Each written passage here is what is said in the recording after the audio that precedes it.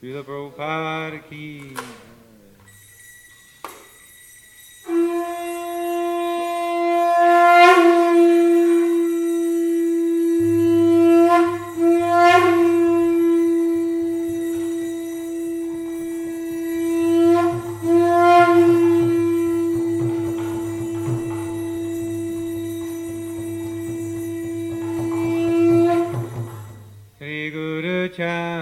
Charana Padama Kevala Bhakati Sadama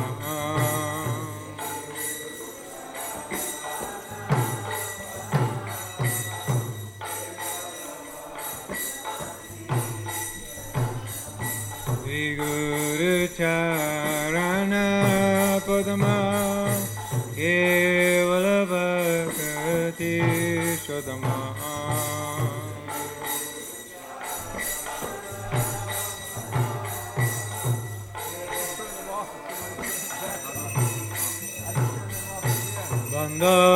Bandhamui Savodana Mate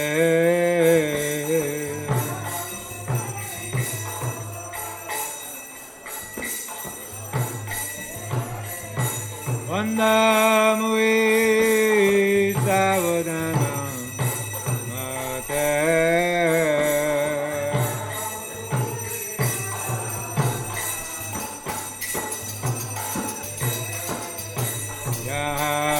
Prasade bhai ebhavuturiya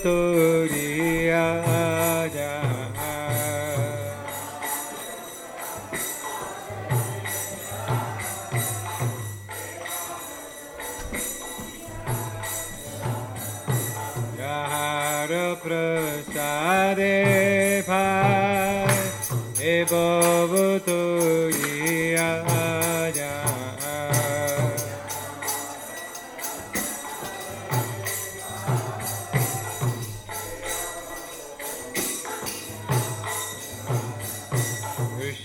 Prapti ho jaha hote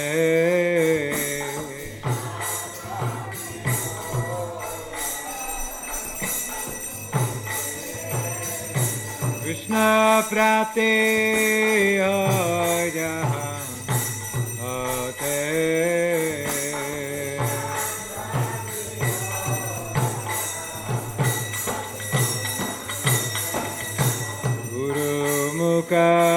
Padama Vakya Ite Te Koriya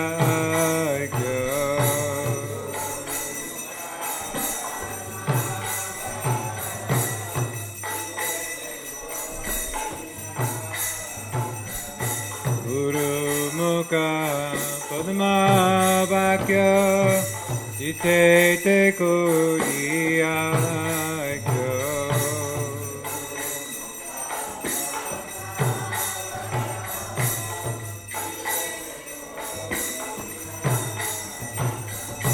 Adana kori ho mane asha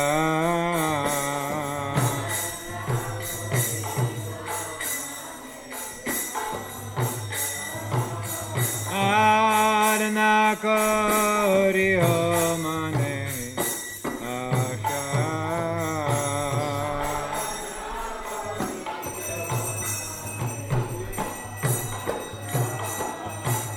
Guru Charane Ruti Ese Uttama Gati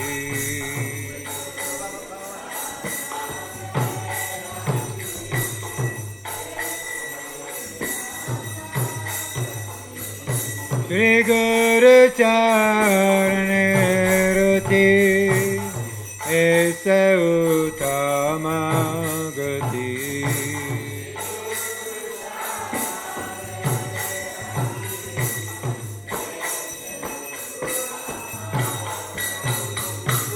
Prasade Pure Sarva Asha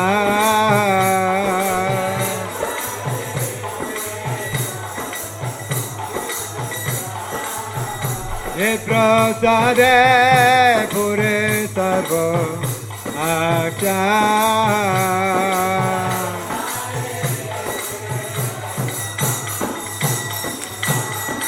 Kudana dilo ye janme janme prabhu se Kudan dilo ye janme janme prabhu se Divya Gana Hriday Prakashita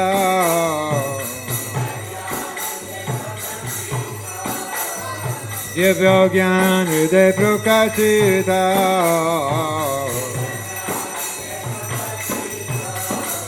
Prema Bhakti Jate Avidya Vinasa Jate Prema Bhakti Jate Avidya Vinasa Jate Vedika Jaharuturita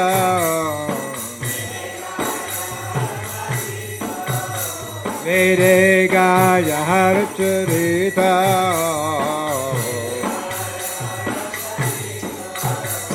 Oti Guru Karuna Sindhu Adhama Janara Bandhu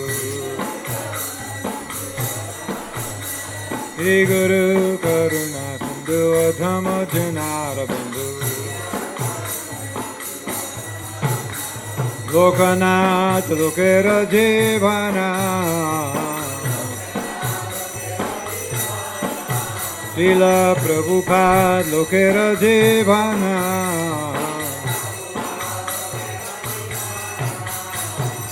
Aha Prabhu Kordaya Deho More Parachaya Aha Prabhu Kordaya Deho More Parachaya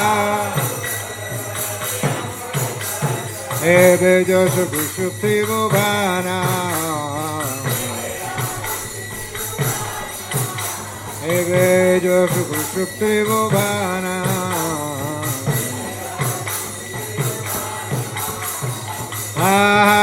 Prabhu Karadaya Eho Muri Padachaya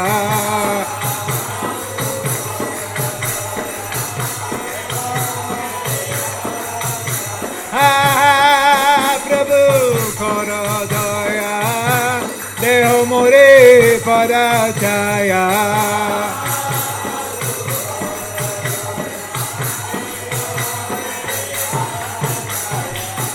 Prabhu Karadaya Deho More Parachaya Ebe Joshu Kushukri Bhuvana Srila Prabhupada Kotita Pavana Jaya Prabhupada Jaya Prabhupada Prabhupada Jaya Prabhupada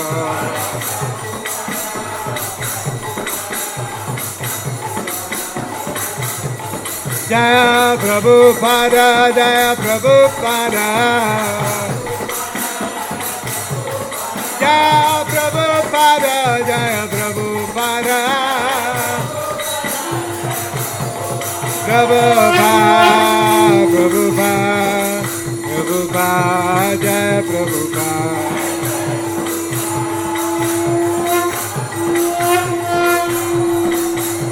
Jaya Jaya Prabhupada Prabhupada Prabhupada Jaya Prabhupada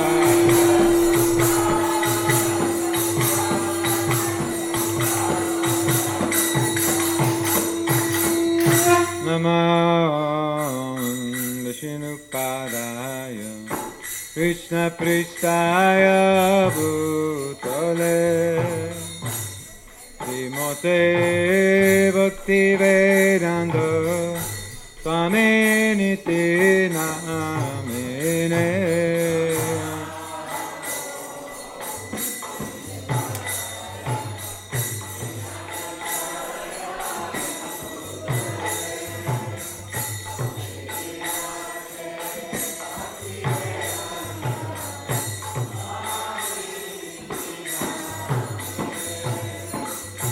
Namaste Saraswate Deve Gauravani Pracharine Nirvishesha Shunyavadi Aschatyo Deshutarine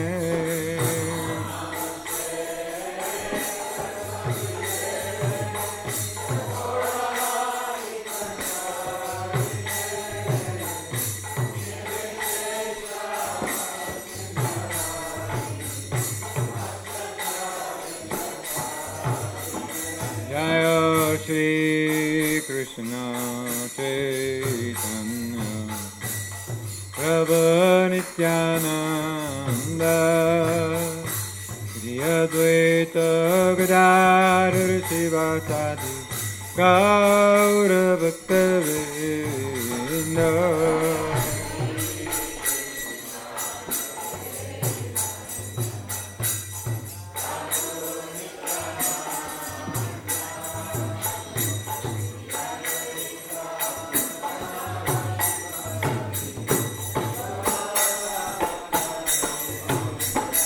Jaya Shri Krishna Chaitanya Prabhu Nityananda Shri Advaita Gadadhar Sivasadi Gaura Bhakta-vrinda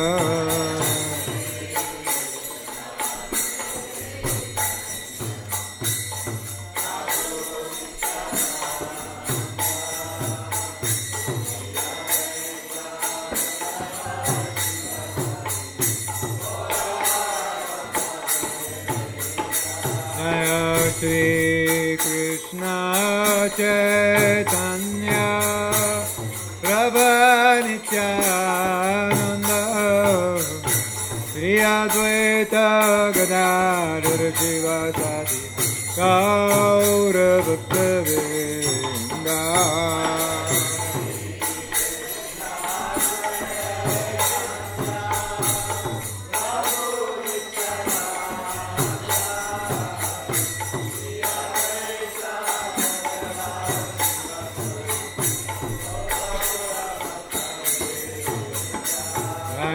Shri Krishna Chaitanya Prabhu Nityananda Shri Advaita Gadadhar Sivasadi Gaura Bhakta-vrinda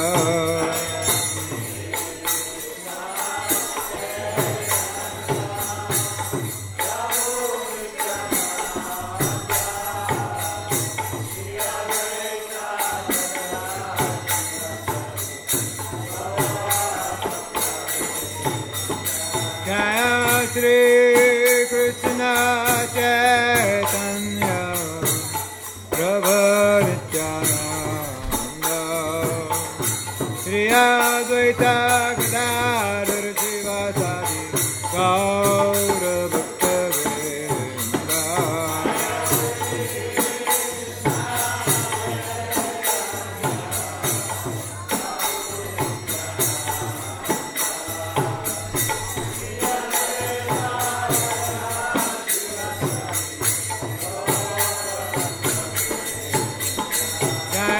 Shri Krishna Chaitanya Prabhu Nityananda Shri Advaita Gadadhar Sivasadi Gaura Bhakta-vrinda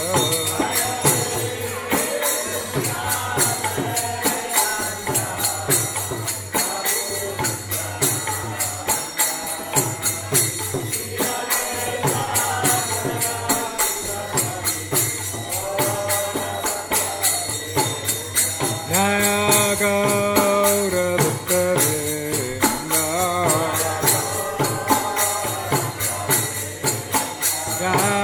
Gaura Bhakta-vrinda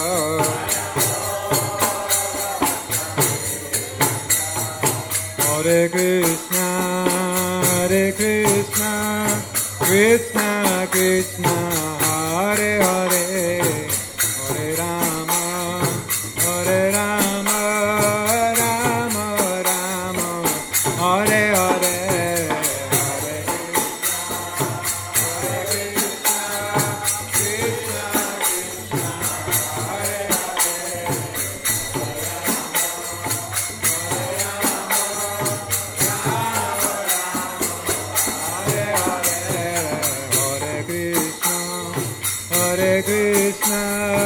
Krishna, Krishna, Hare Hare, Hare Rama, Hare Rama, Rama Rama, Hare Hare.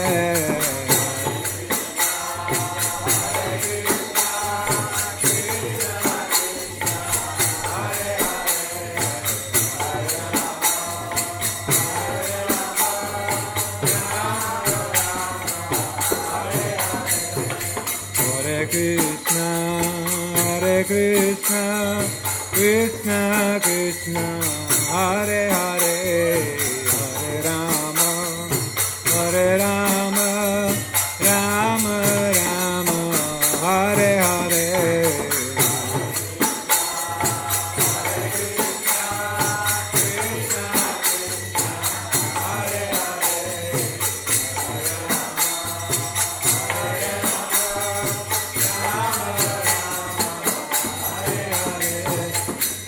Krishna, Hare Krishna, Krishna Krishna, Hare Hare, Hare Rama, Hare Rama, Rama Rama, Hare Hare.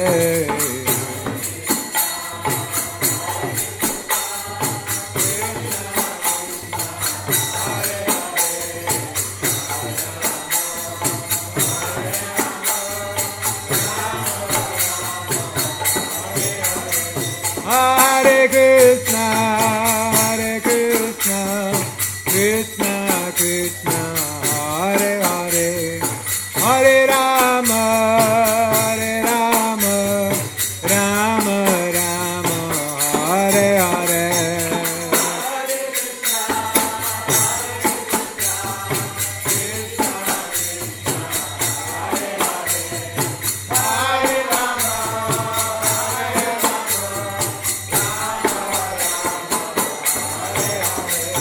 Hare Krishna, Hare Krishna, Krishna Krishna, Hare Hare, Hare Rama, Hare Rama, Rama Rama, Hare Hare.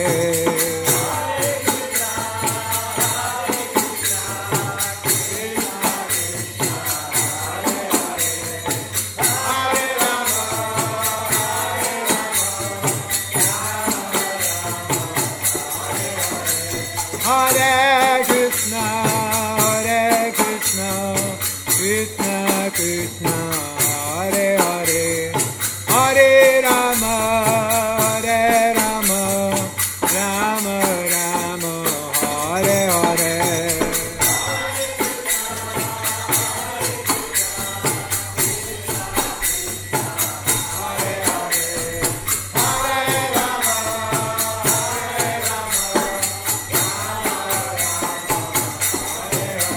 Hare Krishna, Hare Krishna, Krishna Krishna, Hare Hare, Hare Rama, Hare Rama, Rama Rama, Hare Hare.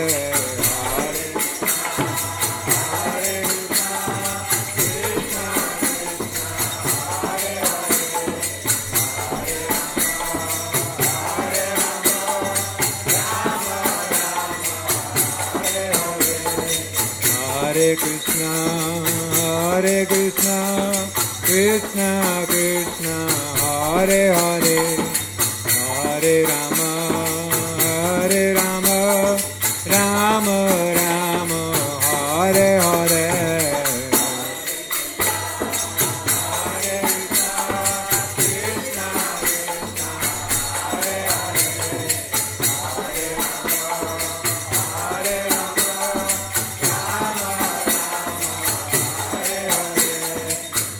Hare Krishna, Hare Krishna, Krishna Krishna, Hare Hare, Hare Rama, Hare Rama, Rama Rama, Hare Hare.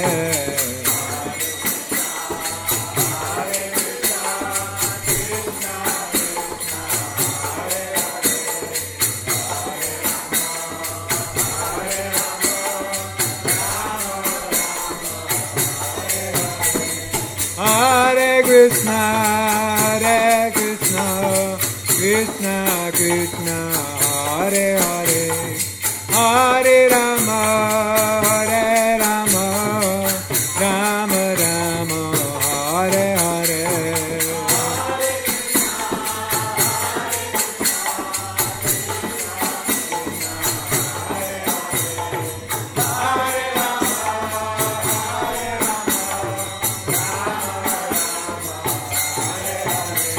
Hare Krishna, Hare Krishna, Krishna Krishna, Hare Hare, Hare Rama, Hare Rama, Rama Rama, Hare Hare.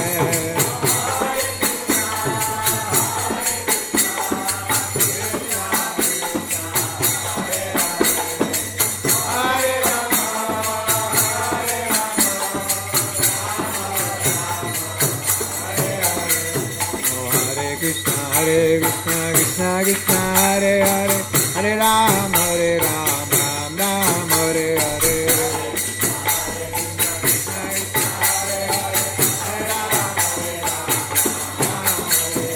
Hare Krishna, Krishna, Krishna, Hare Hare, Hare Ram, Ram Ram, Hare Hare.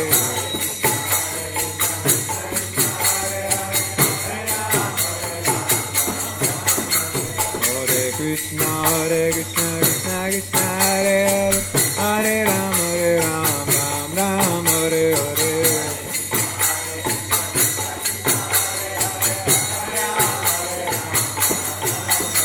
Hare Krishna, Krishna, Krishna, Krishna, Hare Hare, Hare Ram, Ram Hare Hare.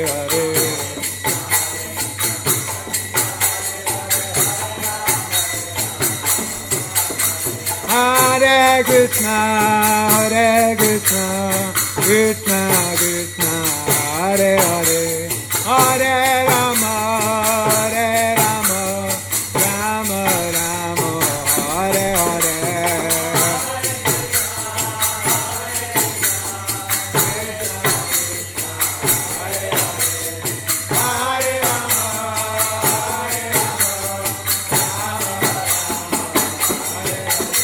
Hare Krishna, Krishna Krishna, Hare Hare, Hare Rama, Rama Rama, Hare Hare.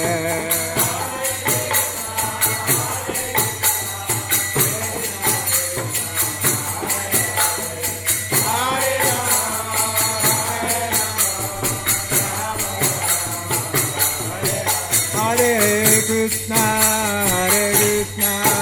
Krishna Krishna, Hare Hare, Hare Rama, Rama Rama, Hare Hare.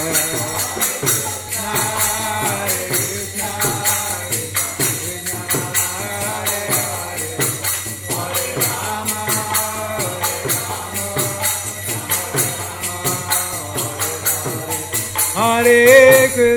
Hare Krishna, Krishna Krishna, Hare Hare, Hare Rama, Rama Rama, Hare Hare.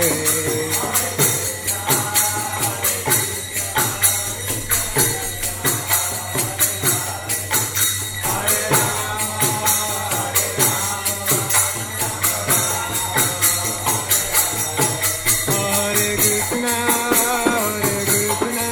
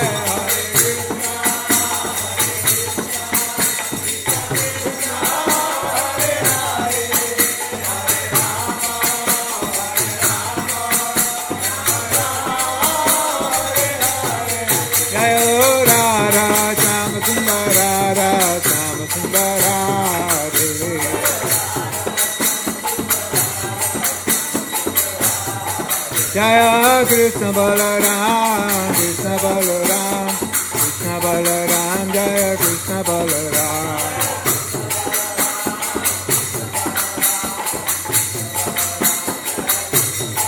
Jaya Gauranita, Jaya Gauranita,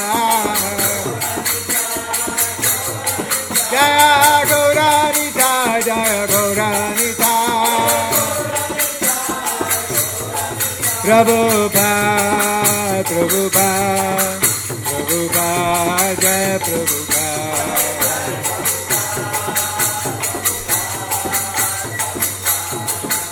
Anita Gaura Hariva, Hariva, Hariva, Gaura Hariva.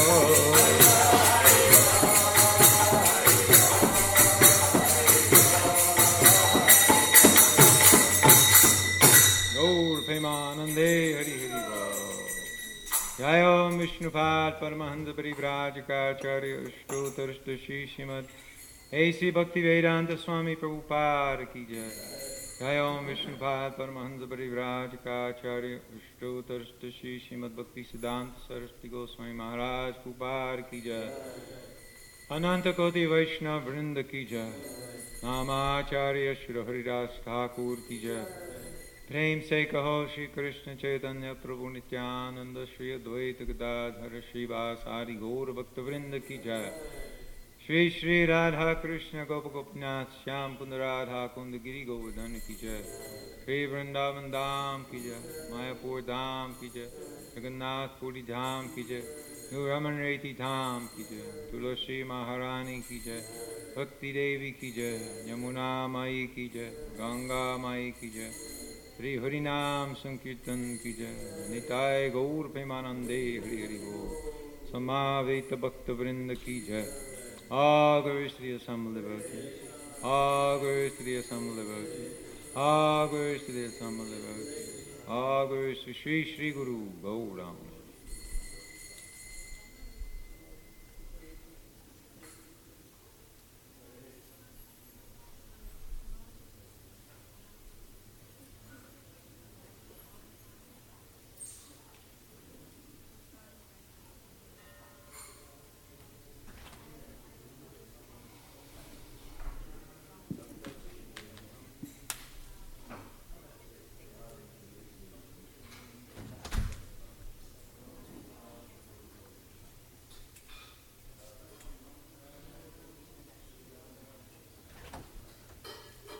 Shri Shri Radhe Shyam Ki Jai. So this is from Adi Leela, chapter 7, text 92. An advanced and empowered devotee preaches. A person who has attracted the attention of the spiritual master by his sincere service likes to dance and chant with similarly developed Krishna conscious devotees. The spiritual master authorizes such a devotee to deliver fallen souls in all parts of the world. Those who are not advanced prefer to chant the Hare Krishna mantra in a solitary place. Everyone should endeavor to preach the cult of Sri Chaitanya Mahaprabhu in all parts of the world and thus become successful in spiritual life. One who is not very expert in preaching may chant in a secluded place, avoiding bad association. But for one who is actually advanced, preaching and meeting people who are not engaged in devotional service are not disadvantages. A devotee gives the non-devotees his association, but is not affected by their misbehavior. Thus, by the activities of a pure devotee, even those who are bereft of love of Godhead get a chance to become devotees of the Lord one day. Srila Prabhupada Ki Jai, Srimati Radharani Ki Jai. So I want to thank all those devotees who have worked very hard to put on such a wonderful festival yesterday. Especially that last Kirtan at night was very, very ecstatic, very wonderful, and so many people were blown away and everybody dancing and having a good time. Thanks to Bhadra Prabhu especially for that Kirtan. And Tamohar Prabhu will give class this morning. Here are the devotees who have assisted their Guru in dressing the deities. Sri Sri Radhesham were dressed by Nitai Priya, Chota Radhesham by Mother Nanda, Sri Sri Krishna Balaram by Mother Manjari Sundari, Chota Krishna Balaram, Mother Prema Manjari, Sri Sri Gaurnitai, Mother Devaki, Chota Gaurnitai by Mother Karaneshwari, the Gurus and Lord Nashingadev by Krishna Kripa Moy Prabhu. And I want to thank Jayananda Prabhu for his visit. Jayananda Prabhu will be leaving us today. And thanks for all the suggestions and the help that he has given us to improve our deity worship while he was here. Also, Mother Mukhya is leaving for India today. She is going to do some buying for the store and also do pilgrimage. So please bless her so she has a safe trip and get back quickly.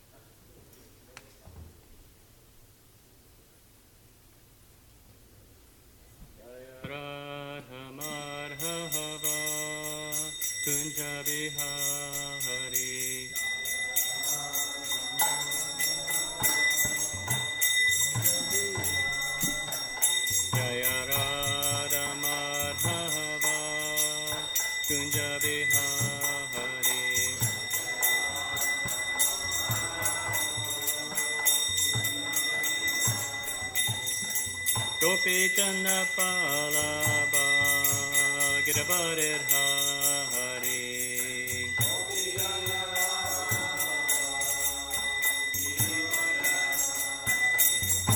Gopi Channa Palaba Giravarir Hare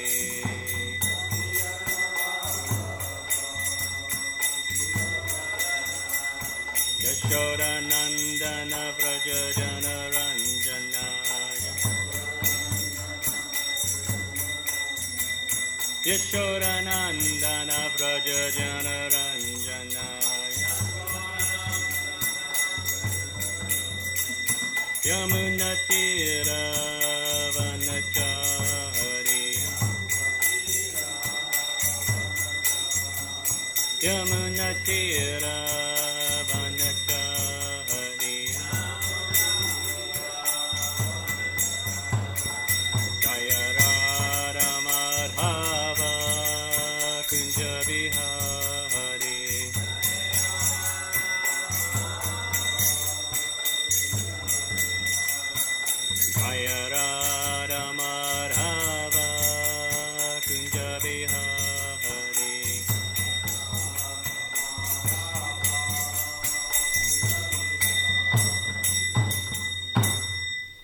Vishnupad, Paramahamsa Bharaj, Gajara Soter, Sadashi, Shimlis Divine Grace, A.C. Bhakti Vedanta Swami Maharaj, Srila Prabhupada Ki Jai, ISKCON Founder Acharya, Srila Prabhupada Ki Jai, Samaveda Bhakti Vrinda Ki Jai, Gaur Vimananda, all glories to some of the devotees, all glories to some of the devotees, all glories to some of the devotees, all glories to Sri Guru and Sri Gauranga. Nama Om Vishnu Padaya Krishna Sahibadade Srimati Bhakti Vedanta Swami Nitanamane Namaste Saraswati Devam Gauravani Bacharane Nirvishesha Shunyavadi Pashchachadi Shitarane Jai. Om Namo Bhagavate Vasudevaya. Om Namo Bhagavate Vasudevaya. Om Namo Bhagavate Vasudevaya. Om Namo Bhagavate Vasudevaya. Reading from the Srimad Bhagavatam, Canto 10, Chapter 48, Krishna pleases his devotees. Text 19. Atmashristamidam vishvam anvavishya svashaktivi iyate bahudha brahma shruta pratyaksha gocharam Atmashristamidam vishvam anvavishva svashaktivi iyate bahudha brahman shruta pratyaksha gocharam Atmashristamidam vishvam anvavishya svashaktivi iyate bahuda brahman shruta pratyaksha gocharam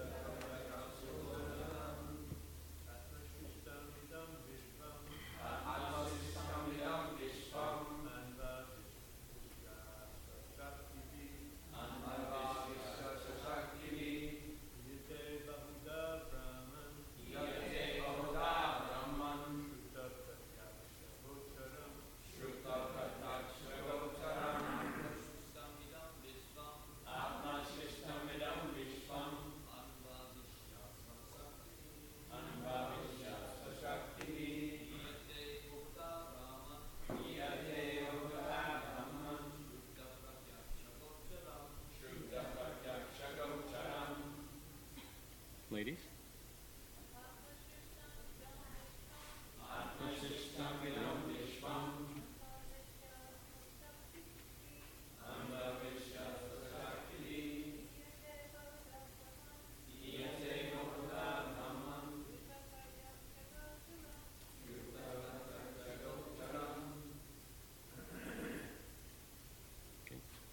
Atmashristam, created by you. Idam, this. Vishvam, universe. Anvavishya, subsequently entering. Sva, with your own. Shakti, energies. Iyate, you are perceived. Bahuda, manifold. Brahman, O Supreme. Shruta, by hearing from Scripture. Pratyaksha, and by direct perception. Gocharam, knowable. Translation and purport by the disciples of Srila Prabhupada. O Supreme Absolute Truth, with your personal energies you create this universe and then enter into it.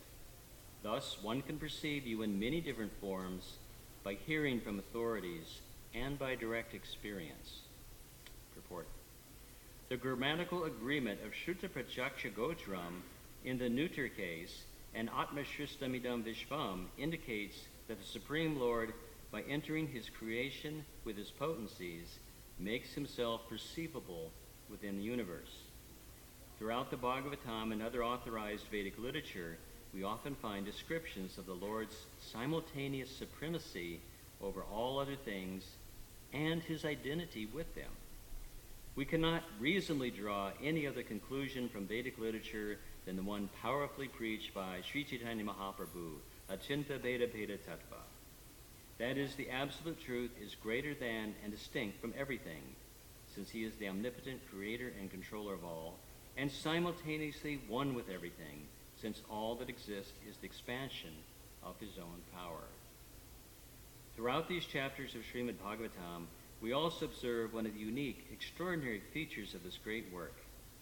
Whether Krishna is sending his message to the gopis or accepting the prayers of Akrura, there is constant philosophical discussion.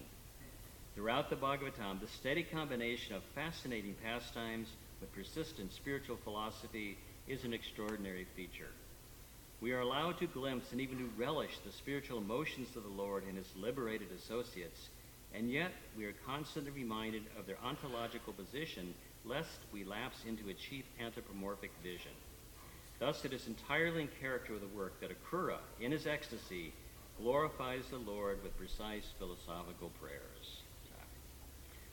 Om Jnanatimrandasya Gnanajana Salakaya Chakshuvanmitamena Tasmai Shri Gurave Namaha Panchakalpa Tirubhishcha Kripa Sindhuvevacha Patitanu Pavanebhyo Vaishnavebhyo Namo Namaha. Before I begin, I want to also offer my thanks and great appreciation for the incredible service and bhakti of all of the devotees who put on our most wonderful Radhastami festival. I think from the very beginning, from Mongol Artik to the ending Kirtan, it was just ecstatic all the way through. And it's one of our most, I think, relishable and greatest attributes and qualities that we have here in New Ramanreti. We have such wonderful devotees that go all out to put on these very, very nice festivals. And of course, behind everything is Mother Mukhya, who never gets too much credit when we're giving out all the credits for everything, and she's now on her way to a well-deserved rest and refreshment in India, and it's probably very much needed. So now we carry on. Anyway, back to the verse. It's interesting that it's almost like the authors here in the second paragraph, the second part of this purport, take a little aside and give a little reflection upon the Srimad Bhagavatam and its qualities that they're noting as we're going through these verses. I thought it was quite interesting. I've actually talked about the same idea myself in other classes and noted this very wonderful discussion of the complete presentation of Srimad Bhagavatam, that we have this interweaving of these wonderful pastimes of Krishna and his devotees with the deepest philosophy. And so it's very, very expertly done. So it's interesting that we just finished this rather interesting and discussion of Krishna meeting with Kubja. We just kind of went through that, and now we're having the prayers of Akrura, which are making sure that, maybe, can we turn this up? I think it's never loud enough. I have to get right up to it like this. And so Akrura is making sure that we understand the right context. In other words, just in case you had any misconceptions about Krishna's relationship with Kubja, don't think this is anything material. Remember this position of Krishna as a supreme absolute. So we're getting this combination of hearing about Krishna's position, his glories, his wonderful activities, his omnipresent, omniscient, omnipotent nature, and at the same time these very relishable and beautiful pastimes are interspersed in the 10th canto. So it's also interesting, not just because we're getting philosophy and pastimes together, but the philosophy makes sure that we don't get an incorrect understanding. So we have this juxtaposition here of pastimes and philosophy, and it's done in such a way that we will always have the right understanding, the right attitude towards Krishna. This must have been Dravida who wrote this sentence, I imagine, when he was doing the editing on this work. It says, "Yet we are constantly reminded of their ontological position, lest we lapse into a cheap anthropomorphic vision."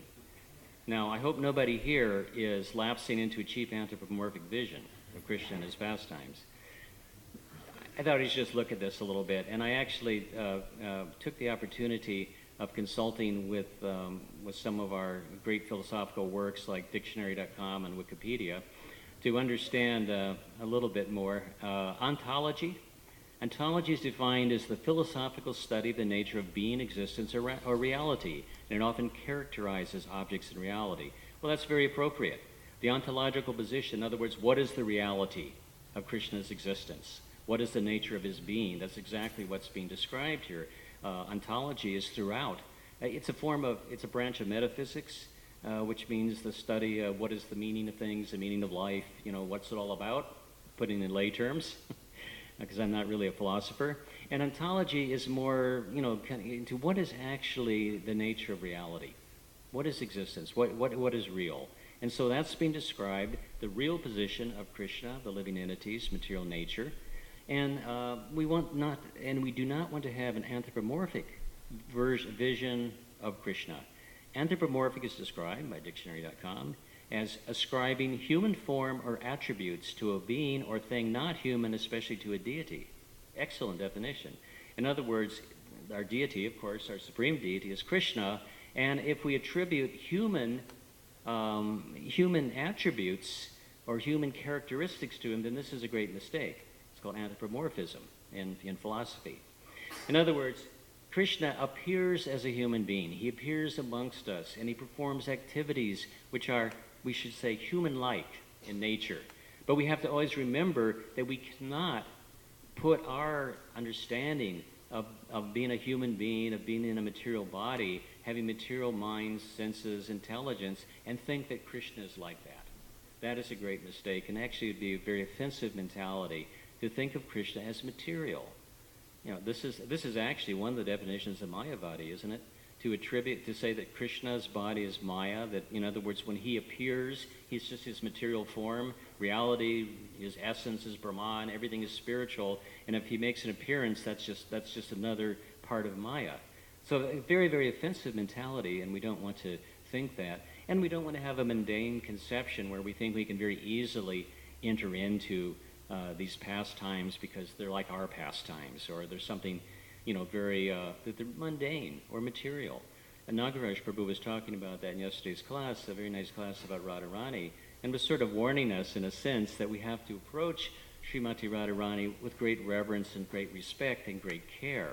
That we don't think we just enter into these pastimes of Krishna and Radharani and Krishna and the gopis, but we have to be very respectful and understand that we probably don't understand these pastimes very well. They're really above our current level of realization, and we always have to be looking at this spiritual conception, the ontological reality of Krishna and his associates, and not take any type of anthropomorphic view. Okay. So to the verse here.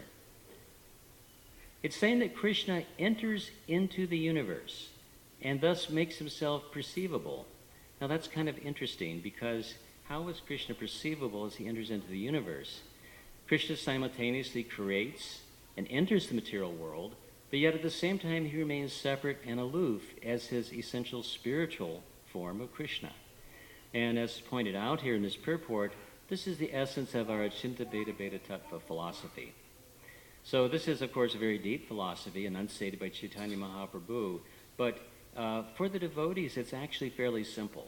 It's interesting, although it's considered to be like sort of the deepest, you go through all the different philosophies and even of the Vaishnava Sampradayas, and they all add little bits of it. There's the Tattvavadis and the Advaitas, and there's about 4 or 5 different ones. I looked it up and wrote it all down once, but I don't have it in front of me, so I can't remember it.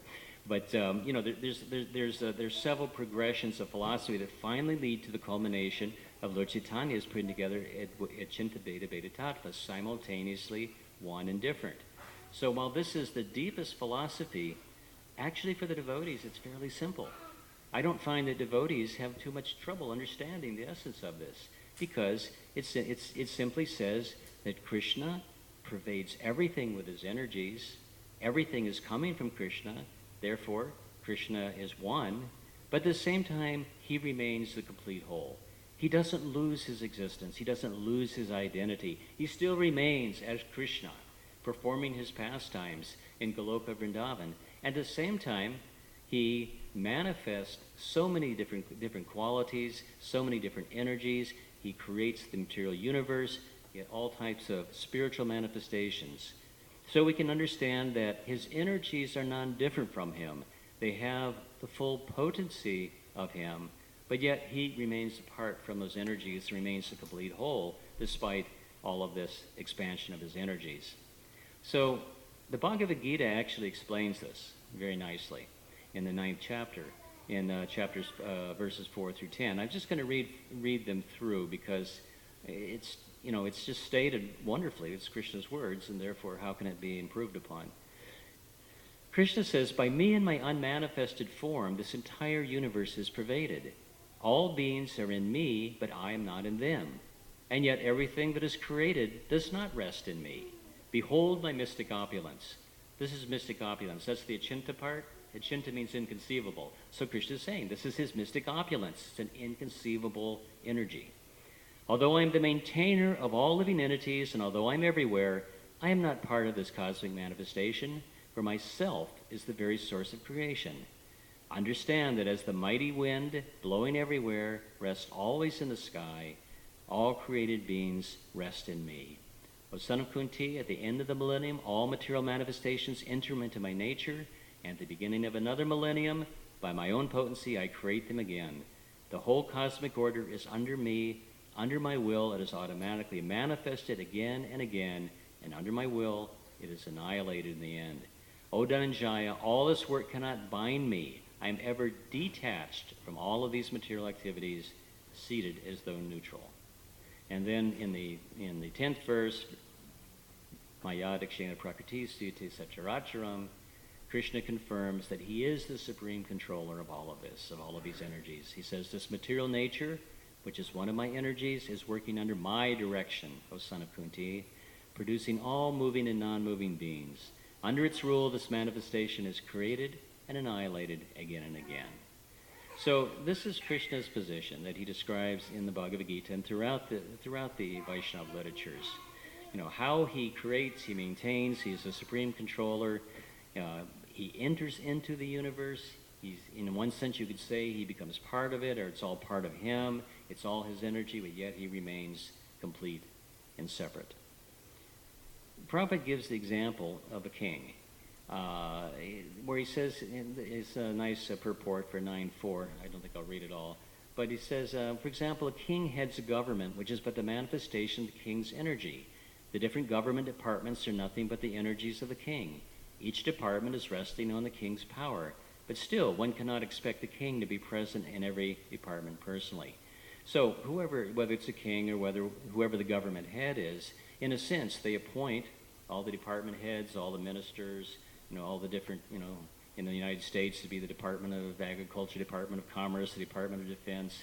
So in a sense, it's his energy, it's his will. He's appointing these people. He's creating the policies, giving the policies. They're helping to carry it out. And so his energy, in a sense, is throughout that entire department and throughout the whole government, assuming he had a fair amount of power.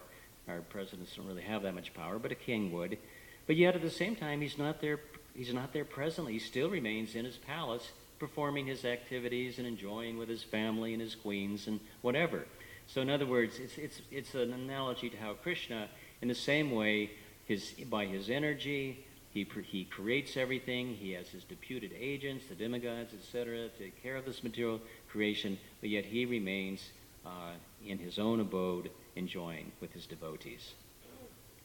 So we can understand that Krishna is behind everything in this world, that he is the energetic source behind everything. Prabhupada gave the example of the light bulb in a powerhouse. In other words, if you see the light bulbs on, you might think, well, if you were ignorant or maybe a child would think that the light is simply coming out of that bulb, that is the source. But yet we know that there are wires that go to it, and they go to the poles, and they go all the way back to the powerhouse, which is generating electricity, which is causing this manifestation of energy. So that example is given, how one who's intelligent understands the energetic source behind the external symptoms of energy. So how do we see Krishna? It's interesting because in this verse, it says Krishna is perceivable in his creation. Now it's kind of interesting because, we can clearly see the creation, we can see the material elements, we can see all the forms that have been created in this material world, but yet the verse doesn't explain this too much, but says that we understand Krishna as he enters in the universe by hearing from Scripture. Now that's kind of obvious. We know how we can understand by hearing from Scripture and get spiritual vision, but also by direct experience. The word is given here, prajaksha, which we know is one of the forms of knowing by direct experience. And we also know that that's very limited, using prajaksha to understand the absolute truth, if we're going by our material direct experience. But here it's saying a little bit different idea of prajaksha, that by direct experience we can understand Krishna as he manifests in this energy. Now, of course, it takes a little bit of spiritual vision. Obviously, the average person isn't looking at the material creation and saying, oh yes, there's Krishna, there's God. But yet, at the same time, many people do. Many people understand, just because of the greatness and the glory of this creation, people get a little idea or glimpse that there must be something more. There must be something behind this, right? Even some non-devotees who are a little bit pious or a little spiritually inclined have this idea that something must be greater than man. There must be some spiritual force or power or God, that is behind all of this. Because even the material manifestation is incredible, is wonderful, is glorious, right? And Krishna says, I'm the source of all of this. All beautiful, mighty, glorious creations are but a spark of my splendor. So, but that's the thing. The devotee knows it's only a spark, that knows that there's so much more of the spiritual world, the spiritual energy that Krishna has created. But anyway, how can we see this? Well, we get a little hint of this in the Bhagavad Gita in the 7th chapter. And there's a nice, little purport I'm going to read. It's actually in the book On the Way to Krishna, that little book. It's very, very nice. And there's a chapter that says, Seeing Krishna Always. I think it's Seeing Krishna Always and Everywhere. It's the 3rd chapter of On the Way to Krishna. It's very, very nice description of how we can see Krishna. And he quotes 7:8, O son of Kunti, I am the taste of water, the light of the sun and the moon, the syllable Om in the Vedic mantras. I am the sound in ether and ability in man. And Prabhupada says, in this verse, Sri Krishna is describing how we can become Krishna conscious fully in all stages of life. All living entities must drink water. The taste of water is so nice. When we are thirsty, nothing but water seems to do. No manufacturer can create the pure taste of water. We can thus remember Krishna or God when we drink water. No one can avoid drinking water every day of his life, so God consciousness is there. How can we forget? So in these ways, by taking these examples from Bhagavad Gita, we can see Krishna in everything. And similarly, he talks about the illumination. There's also Krishna and the light of the sun and the moon. In so many ways, we can see Krishna through his energies, through his working. And Prabhupada says, this is the process of Krishna consciousness. In this way, we can remember Krishna 24 hours a day, and this way, Krishna is with us. Of course, Krishna is always with us, but as soon as we remember this, his presence is factual and felt. So this is one of the ways that we begin to perceive Krishna in his material energy as described in this verse throughout by his creation. Now the problem is that we don't really see Krishna all the time, and we don't see Krishna directly. Usually we see Krishna more indirectly, like, through his energies, the Vrata Purusha idea, like that. But we don't see Krishna so much directly in his original form of Shama Sundar. And that is because our vision is covered. In fact, Krishna even gives the energy which covers our vision. Everything is coming from Krishna, including the covering energy. So there's a nice example that Prabhupada gives of the clouds. There's a body of water, and the sun beats down on that body of water, evaporates the water, and creates clouds, right? So the clouds are the creation of the sun. From the energy of the sun, clouds come about. Now, when the sky is cloudy, we can't see the sun. In other words, the very creation, the creative energy which created the clouds now obscures the sun. So in the same way, Krishna creates this material energy, and through Krishna's Maya we cannot see Krishna, because our eyes are covered by by material energy, material desires, etc. In the same way, the sun is covered by the clouds. But on the other hand, often the sun will come out and burn away the clouds, and then we're able to easily see the sun. So by Krishna's mercy, he can clear away the clouds of our vision, clear away the dust of the mirror of the mind in such a way that we can see Krishna. So this is a cleansing process of cleaning away the dust, and it's done by the process of bhakti. Prabhupada explains this little from the teachings of Lord Kapila. Here's a purport. If we are devotees, lovers of God, the ointment of love will clear our eyes. In order to see God, we have to cleanse our eyes by wiping away the cataracts of material contamination. Although we may be eager to see God, we cannot see him with these material eyes. So material vision cannot approach God, cannot approach Krishna. Prabhupada once explained that just through the powers of our intellect, by the use of intelligence, if one is very, very intelligent and very thoughtful, one might come to the level of Brahman realization. In other words, one can understand almost like philosophically that one is different from the body, that one is spirit, soul, and reach kind of a Brahman understanding. But you cannot see Krishna in that way. You will not really approach Krishna through logic, and through any type of mental understanding. It's only when Krishna purifies us and clears away the material contamination that we're able to see him. So that process is bhakti. Bhakti is the purifying process that qualifies us to understand Krishna. Krishna says, Bhakti mam abhijananti avinyashasmi tatpataha tito mam tapato gyatva vishate tadanantaram. One can understand me as I am, the Supreme Personality of Godhead, only by devotional service. And when one is in full consciousness of me by such devotion, he can enter into the kingdom of God. Bhagavad Gita 18:55. So Krishna says repeatedly, it's also the last chapter of the last verse of the 11th chapter, very similar.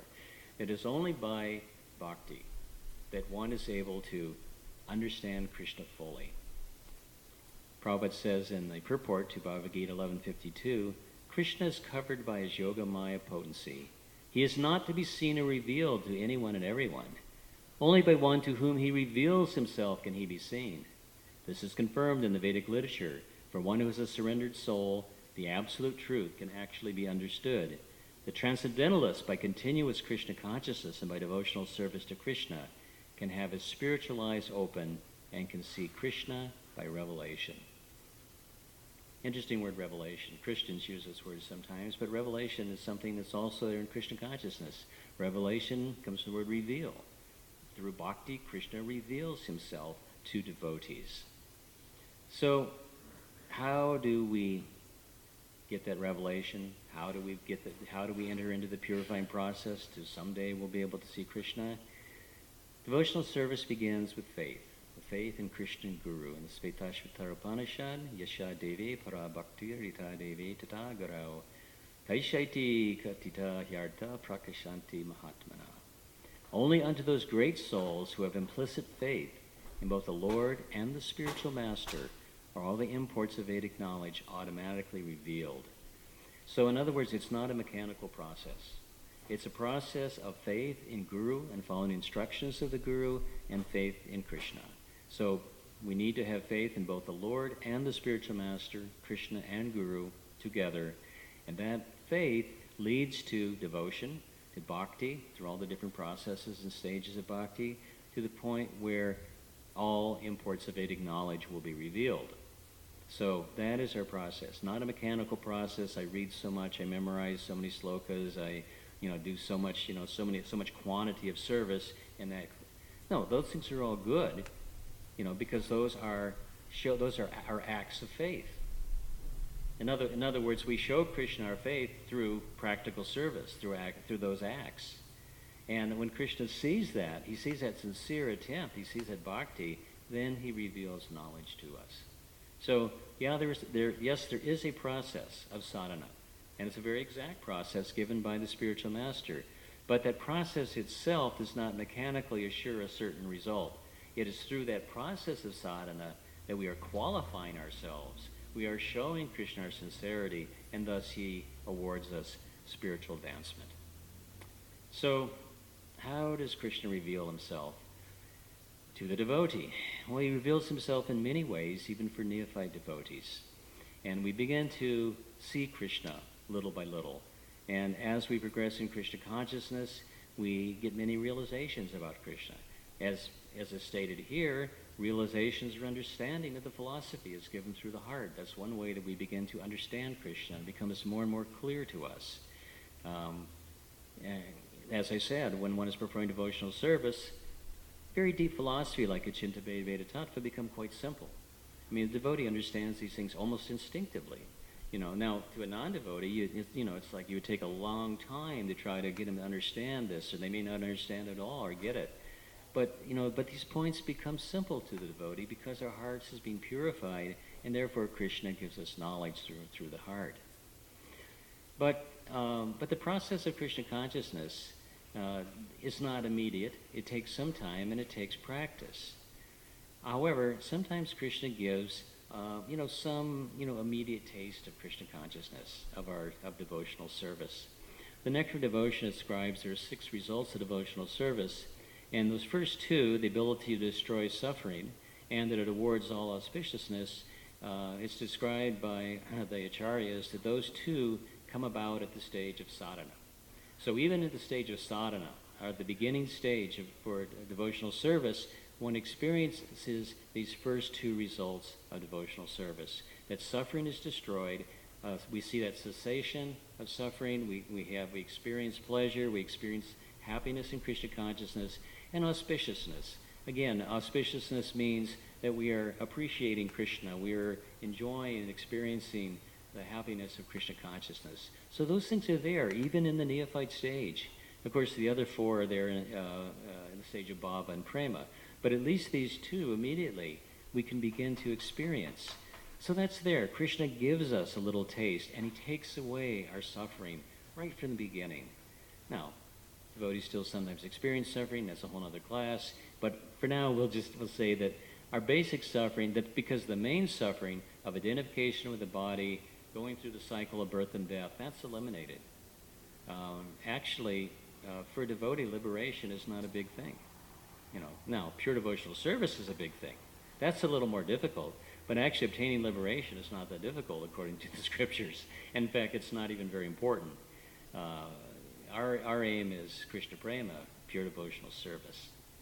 Now, sometimes, again, as I was saying, this immediate taste is given by Krishna.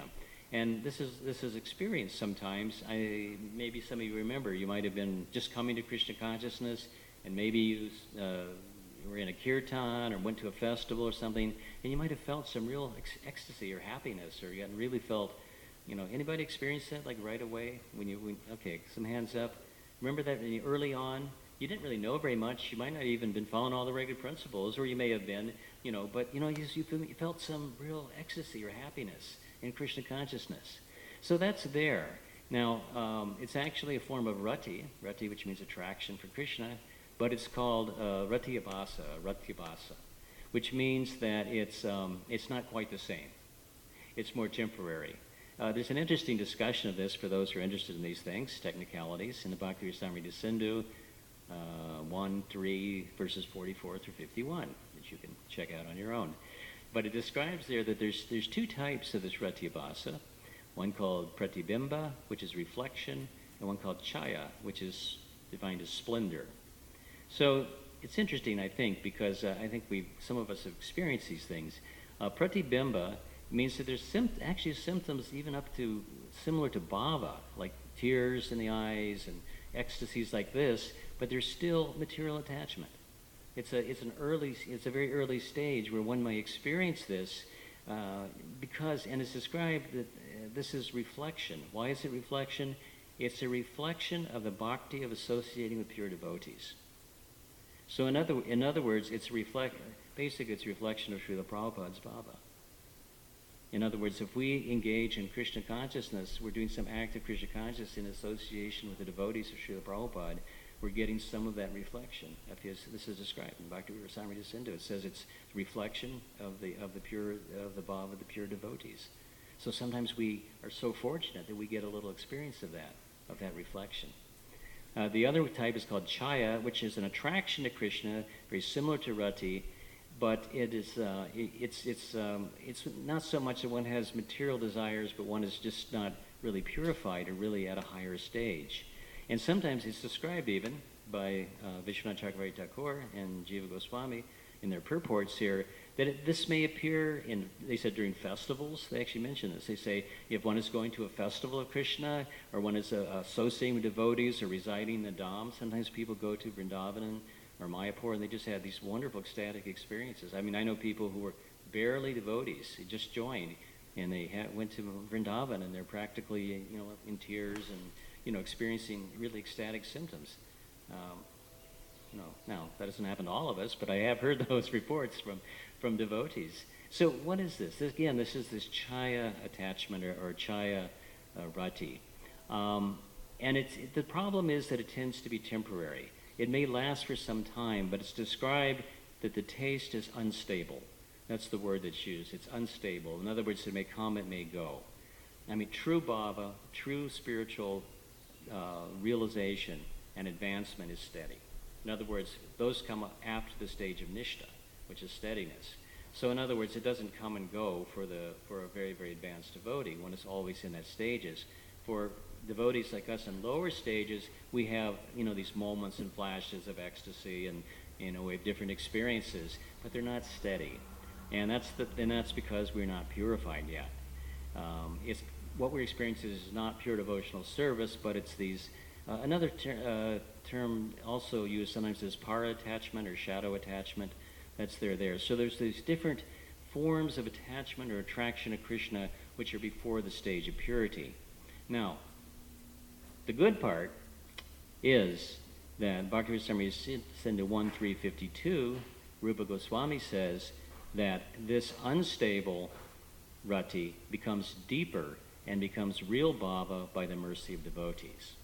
So as one continues in devotional service by the mercy of Srila Prabhupada and the pure devotees and all the acharyas in our line, one develops deeper and deeper realization to the point that it will not be unsteady or unstable at a certain point. And as we advance in Krishna consciousness, these experiences become very real and very steady. So we have to develop sort of from the unstable to the stable situation in Krishna consciousness.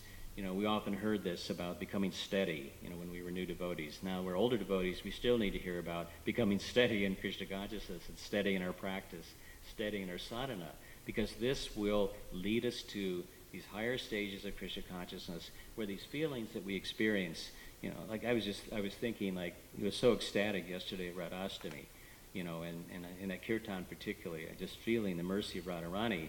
But, today I'm still feeling a little bit, tomorrow I'll feel a little bit less, and in 3 days I'll forget it. I mean, be very honest here. It's like that's the unsteady kind of, level that we're at in devotional service. So we want to reach the point where that remains steady, where we're always experiencing this ecstasy of chanting Hare Krishna and the ecstasy of serving the deity. But that's going to take some time. It's going to take the process of sadhana and for some of us many years to reach that platform. One way that we can reach that platform more quickly is this idea of eagerness. We need to be eager to obtain Krishna. If we're complacent and we don't really care so much, or we're going about in sort of our humdrum way, another day, another, whatever, another 16 rounds, whatever, we're not going to make as much advancement. If one has to actually want to make advancement. It's kind of interesting because so many things that in Krishna consciousness is about desire. Everything is about desire. If we really desire Krishna, we'll get Krishna. Krishna rewards us according to our desire. If our desire is for material life, we're going to get material life. If we have most of our situations, we have mixed desires. It's called karma bhakta mishra, jnana mishra bhakta. We have mixed desires for fruitive results, for material sense gratification, along with genuine desires for bhakti. So it's kind of like we have to be working more and more, to give up those material desires and make the spiritual desires more strong. But one can do that if one is just eager and desires pure Krishna consciousness. In the Nectar Devotion, chapter 18, Prabhupada says, when one is sufficiently eager to achieve success in devotional service, that eagerness is called samutkanta. Another good word to learn. Samutkanta. This means complete eagerness. Actually, this eagerness is the price for achieving success in Krishna consciousness. There it is. Prabhupada says this is the price. Everything has some value, and one has to pay the value before obtaining or possessing it. It is stated in the Vedic literature that to purchase the most valuable thing, Krishna consciousness, one has to develop intense eagerness for achieving success. So, one of the very nice, the wonderful things about these festivals is that they give us a little taste. and they give us some enthusiasm and perhaps help us to increase that eagerness to advance in Krishna consciousness. And if we can take a little bit of that with us, then that's a great success. So I'll stop at that point. I'll go to Srila Prabhupada. Comments, questions? Any questions? I know Janmasmi has one. We'll see if anyone else has one. Any of the ladies? Anyone? Okay, go ahead, Prabhu.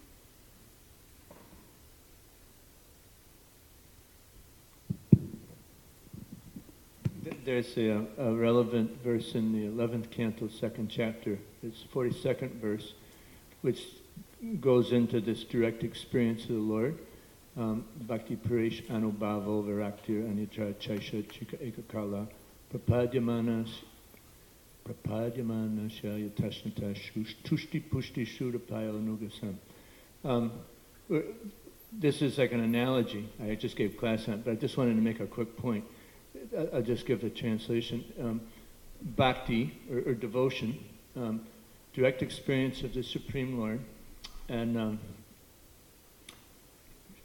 detachment from everything else occurs simultaneously for one engaged in the process of bhakti. Just as when one's engaged in an eating process, pleasure, nourishment, and eradication of hunger occurs simultaneously and progressively as we eat. So the this direct experience of the Supreme Lord, in the purporting, Gopi Prandan Prabhu makes the point that we get experience of the Lord in the area of protection. We feel His protection. And of course, for devotees, a lot of times it comes externally. You almost have a head-on collision, or think, Krishna, and then somehow you get out of it. But there also seems to be, Krishna's presence is perceived how He protects us from Maya, keeps us on the track. And anyway, that was just, I thought about that a lot because I didn't expand it much. Gopi he would always directly, it would come from the acharyas. So I'm wondering if you have some thoughts, about how that direct perception of the Lord comes about through His protection. I would say that's one of the ways, definitely, experiencing the protection of the Lord. I've had personal experience of that. Probably many people, many devotees have had that, of being directly protected by the Lord. And that is actually a very good way that one perceives the Lord. I think that there are many ways, even sometimes a little more subtle or less dramatic than saying be protected by a head-on collision or whatever it might be, that one understands Krishna working in his life. And one thing that I guess just to comment on that is Krishna's always working in our life. He's always giving protection. He's always giving direction. He's always working to help us to advance in Krishna consciousness. Our job, our task, is to understand it, to see it. Krishna's there, but we don't see Him. Krishna's helping us at every step, but we don't always see it, or we don't acknowledge it. Sometimes especially if there's something seems to be not protection, but we're in some distress, or there's some difficulty in our life, we think, oh, Krishna's not there, or Krishna's abandoned us, or something like that. But actually, it's the opposite. Krishna's very much there. Perhaps it's some test. Perhaps it's some way that we need to surrender, or something that we need to learn. And it may be that we're holding on to a material attachment, and Krishna's pulling it away from us so that we can depend upon Him, surrender to Him. There's so many ways that Krishna may be working. And we can see it if we have those eyes and if we have that consciousness to try to see how is Krishna working? What is Krishna doing for me? Sometimes we understand it later. That's the other thing I've noticed, that sometimes we reflect upon it. Something happened, some time ago, and now I understand how Krishna had a plan. But seeing Krishna's plan, seeing Krishna working, seeing Krishna's protection is definitely a way that we understand Krishna at our stage. So that's a very, very good point, that we may not see Krishna directly face to face, but we see Him through His workings. In the same ways we see His energy, we see that energy. That's actually the energy of bhakti that we see working. That internal potency is there. Trivikram Prabhu. Hare Krishna. Very nice class. So we are saying that he cannot see with or materialize. But when he was present, The question was, if we cannot see Krishna with or materialize, what about when Krishna was present on this planet 5,000 years ago? Actually, Prabhupada explained, I don't know where it was, in some purport or some class, he said when Krishna was here, maybe 50 people understood he was God. In other words, 50 pure devotees, associates of his, may understand. In other words, even when Krishna appears, they, what does Krishna say? Fools deride me when I descend in this human form. They do not know me, right? So in other words, even Krishna says that in the Bhagavad Gita. People don't understand him, even when he does descend in this human form. So, yeah, it takes spiritual eyes even to see Krishna when he's walking in front of us face to face. Otherwise, we'll just see, oh, this is a coward boy, this is a king, this is some material form. Yeah, that's a good point. Prabhu. It's very nice class, Prabhu. I always like your class. Srila Prabhupada on the Krishna book, when Lord Krishna was taking Arjuna to rescue the children of Brahmana, and on the way to Mahavishnu's place, Arjuna saw impersonal Brahman and he paid obeisances.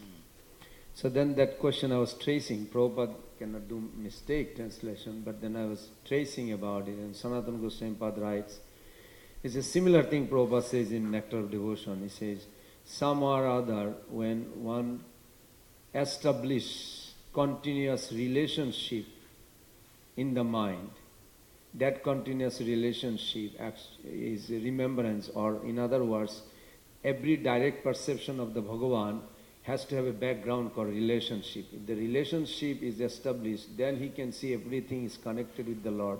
Then the direct perception will be realist and experience. So you're saying, let me make sure I understand what you're saying. You're saying that the direct perception of the Lord comes through relationship with the Lord first.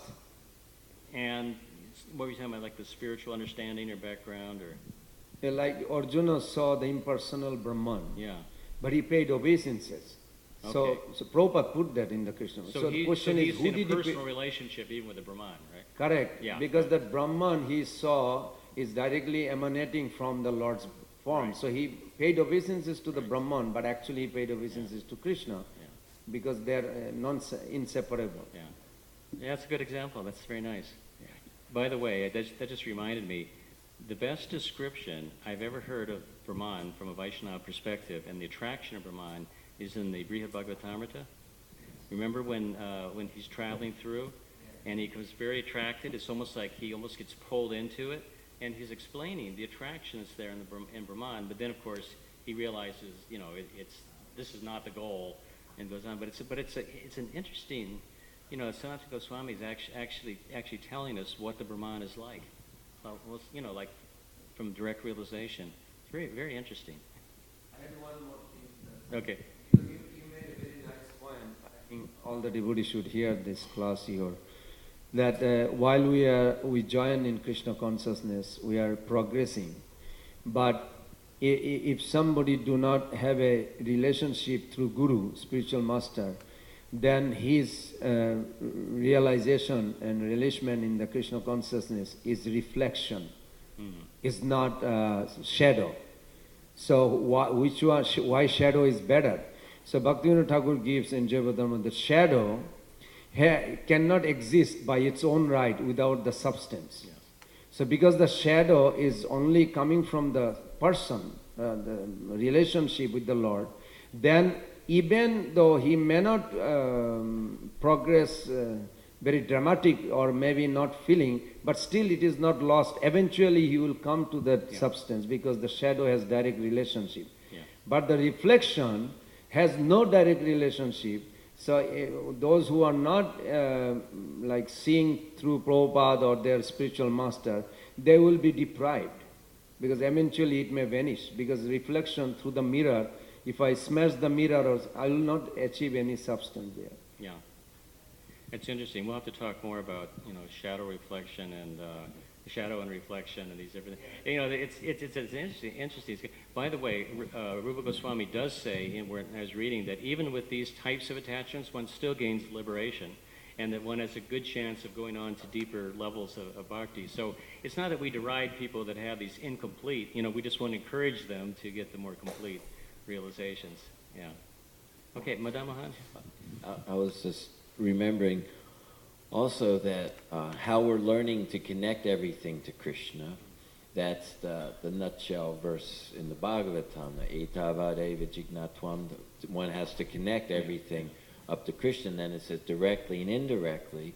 And Vishwanath Chakravarti again, he points out that directly is your sadhana.